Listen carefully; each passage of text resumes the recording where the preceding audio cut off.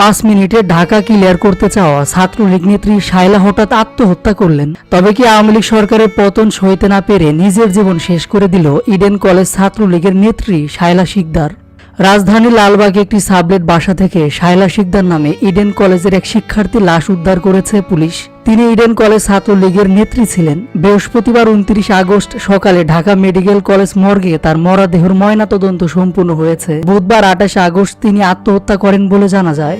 Shaila Eden কলেজের পদার্থবিজ্ঞানের 2020-21 সেশনের শিক্ষার্থী বলে জানা গেছে। তার বাড়ি পটুয়াখালীর কলাপাড়া উপজেলার ধানখালী গ্রামে। তার বাবা আলামিন শিকদার এবং মা লাকি বেগম। শায়লা কলাপাড়া উপজেলা ছাত্রলীগের সহসভাপতি ছিলেন। এছাড়া পটুয়াখালী সরকারি মহিলা কলেজ ছাত্রনিবাসের প্রতিষ্ঠাতা সাংগঠনিক সম্পাদক ছিলেন।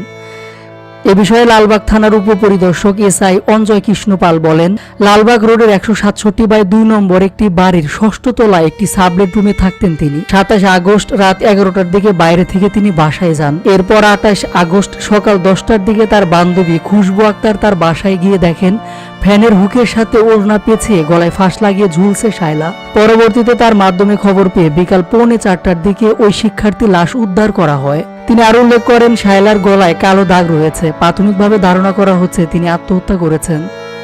এর আগে সামাজিক যোগাযোগ মাধ্যমে তুমুল ট্রলের শিকার হয়েছিলেন ইডেন কলেজ ছাত্রলীগের এই নেত্রী। কেননা সরকার পতনের আন্দোলনের সময় তিনি আন্দোলনে থাকা ছাত্রদের উদ্দেশ্যে নিজের ফেসবুকে পোস্ট করে বলেছিলেন, ছাত্রলীগ ফু দিলে মাত্র 5 মিনিটে ঢাকা ক্লিয়ার হয়ে যাবে।